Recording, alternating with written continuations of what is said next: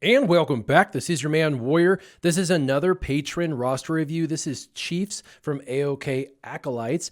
And Chiefs has been playing for under a year. He is for sure a whale, and he wants to know a couple of things, some of the next Zetas. So I'll make a priority list for Zetas.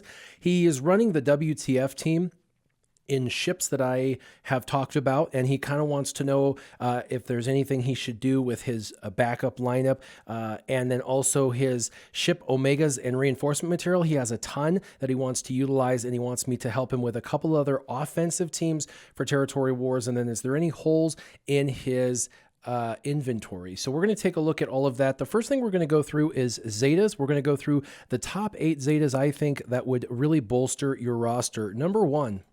Not a secret here, but direct focus. In fact, if you're running against other Jedi Knight Revens, direct focus is the most important Zeta against other Revan teams. And so this would be on the highest of the priority list.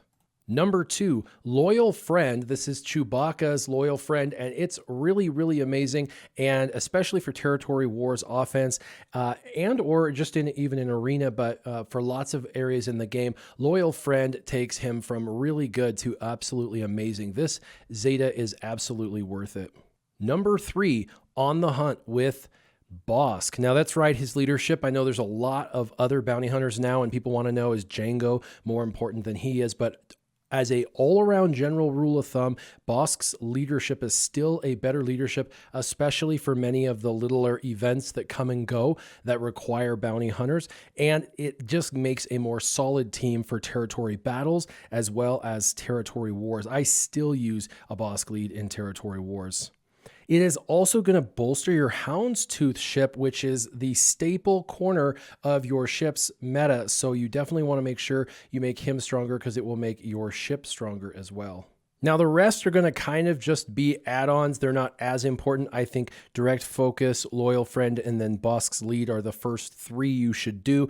After that, there's 5 I really suggest you do. One is Insight on Jedi Training Ray is really going to help increase your scores in the Sith raid.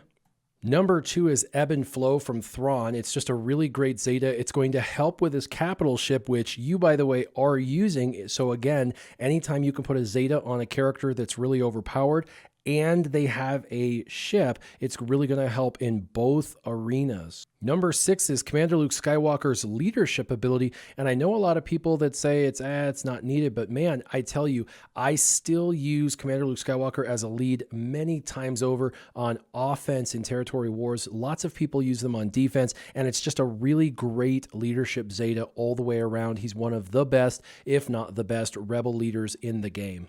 Now, I know you've got Asajj Ventress, but I do highly recommend Mother Talzin's leadership for a bunch of reasons. One, they each have their own abilities when they're leaders, and there are different reasons to use a Mother Talzin lead. Right now, if you're going against a Revan team, using a Mother Talzin lead can chew through a Revan team, whereas an Asajj Ventress-led team dies pretty easily. So with that said, there are really great reasons why the Great Mother leadership ability should be zated at some point soon.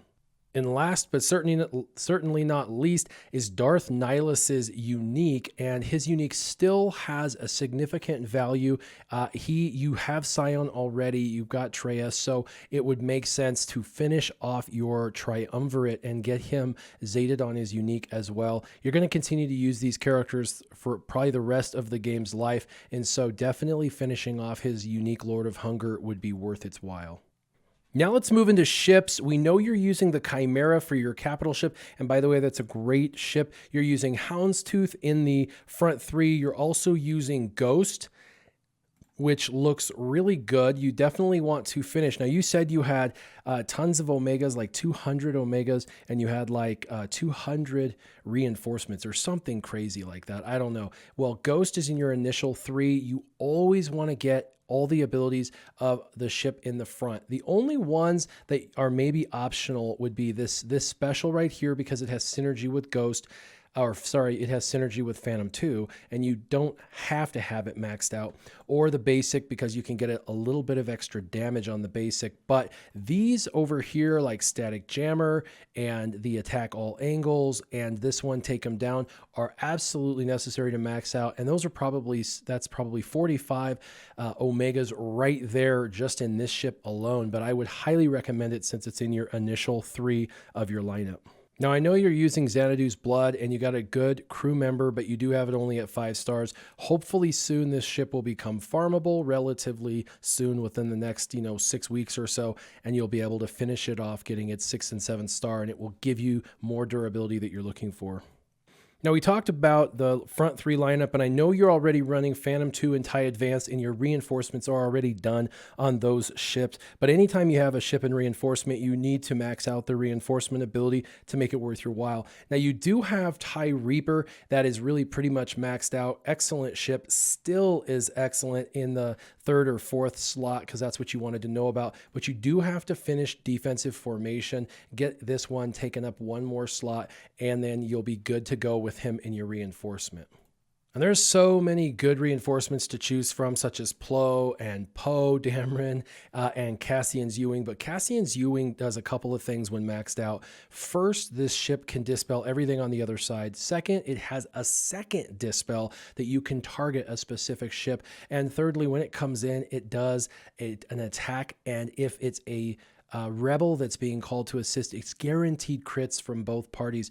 So this is a real heavy hitting call to assist, and you can really bring it in and finish off a particular ship by, getting rid of all their buffs and then targeting who you want and smashing them with a call to assist. Now, yours looks like it needs a lot of attention. Of all the ships I've talked about, this is kind of the one I would favorite and prioritize and make a big deal. That does mean you're going to have to take the crew members to at least gear 11 so you can max out their crew powers.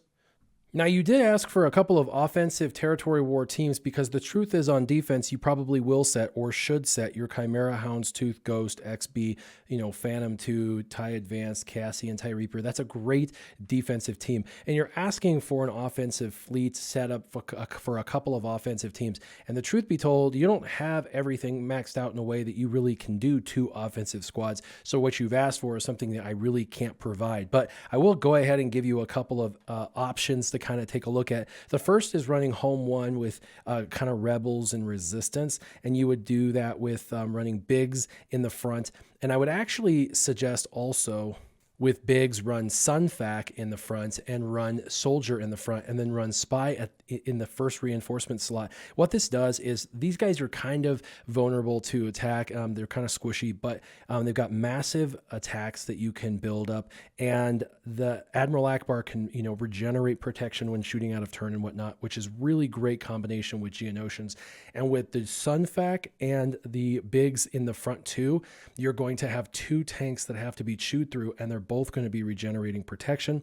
And then when Spy comes into place from reinforcement, this is really cool, it will grant a target enemy taunt for 1 turn, which can't be resisted. That's already without even putting in your reinforcements. You do want to put your reinforcement material to max this out, but of all the ships I've looked at, aside from Cassian, your 3 Geos really need love no matter what. Like, these guys are the single best synergistic team in the game, period. Even though I'm not using it in Arena right now, I still use my Geos every single week in territory battles and territory wars. And so they're not just set to the wayside, even at the highest end.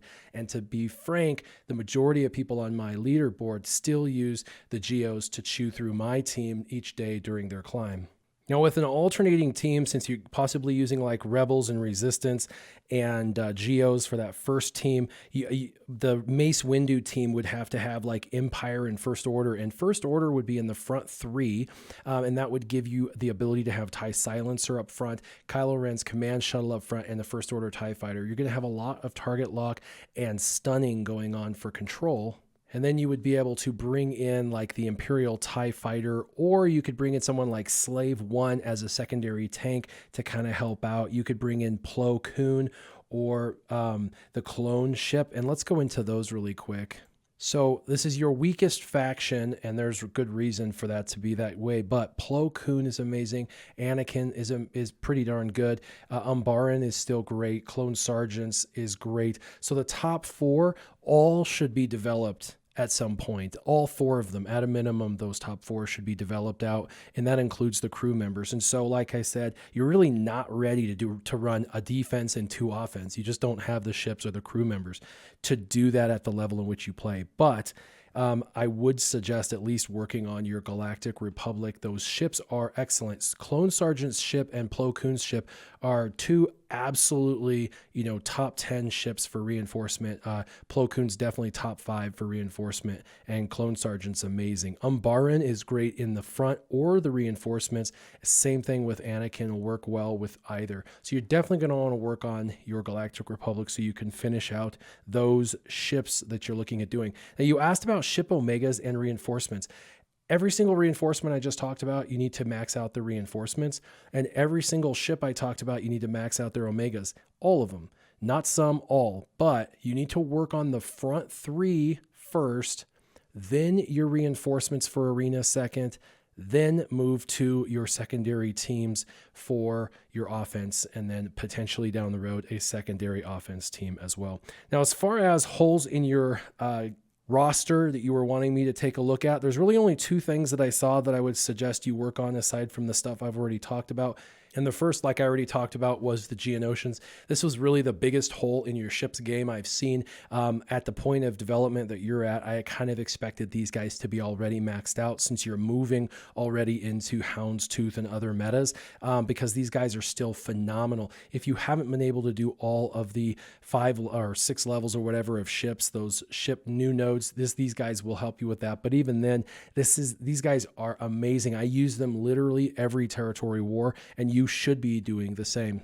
Now, all in all, your roster looks really phenomenal, and the only person I actually saw that I would suggest as kind of a side project is Kira. Kira's amazing and is actually the only smuggler lead in the game, and so as the only smuggler lead in the game, I highly suggest you finish her off. You have her gear 9, you should take her up to a gear 11 minimum, and take all her attacks and abilities up and use omegas to max them out. You can put speed and crit chance on her, or you can put critical chance and critical damage on her, but I really suggest putting a speed set and a critical chance set with a speed arrow, a crit damage triangle, an offense or protection cross, and then a protection circle. So Chiefs, there you have it. You look like you're doing really well. I got a whole list of Zetas for you, some ideas in ships like you were suggesting, and only a couple of holes. You're looking like you're doing really well, hitting number 1 every day. That's kind of the benefit, right, of being a whale. You get to really focus down on certain things and then just maximize those things out in a short period of time. I am pretty confident you're going to be able to maintain top arena and fleet rank for quite some time. Your team looks really great, but make sure you get that direct focus on Revan right away. If anybody watching has any suggestions for Chiefs, leave them in the comments down below, and keep your gaming on. Warrior out.